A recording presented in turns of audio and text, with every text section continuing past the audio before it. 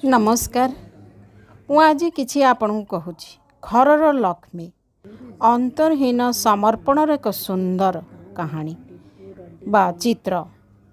एक घर को घर करने से जड़े महिलांकर अवदान अतुलनीय।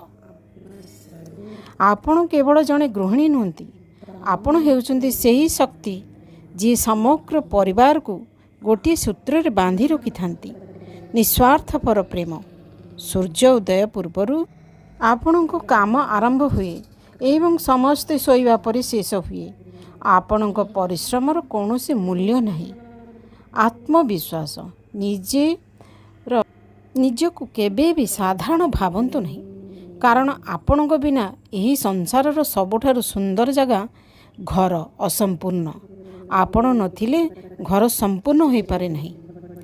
आउ धैर्य, आपणकर धैर्य एवं हस परिवार सबुठारु बड़ संपत्ति।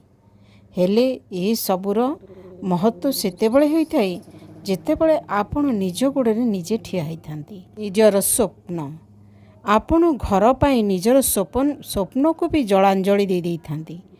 जहाँ भी आपण स्वप्न देखि थांती ता अपरण भी रखि थांती। काहेकि ना घरर काम सबु बोली आपण भाबी नै थांती। तेणु आपण को केही चिन्हु बा न चिन्हु मु आपणको पाई गोटे उदाहरण अछि। अने रखंतु भौणी माने, आपण हेउचंती घरर सेही अदृश्य स्तंभ जहाँ उपरे समस्तंकर सुख एवं शांति ठिया होइछि। आपणको कोटि कोटि प्रणाम करूछि। हेले आपणकर कौनसी मूल्य न थाए केउ पर्यंत ना आपण निज निजर केभे परिचय सृष्टि करि पारि न थांती बा कौनसी लोक भी आपन को सुजोग दे न थांती आपण निज एक स्वावलंबी होई परंतु। किंतु आपण को संसार रे बंचिबा को हेले किछि शिखिबा को हबो, किछि अर्जन करिया को हबो। आपण अनेक पढ़ी छंती किंतु तार कौनसी मूल्य नाही।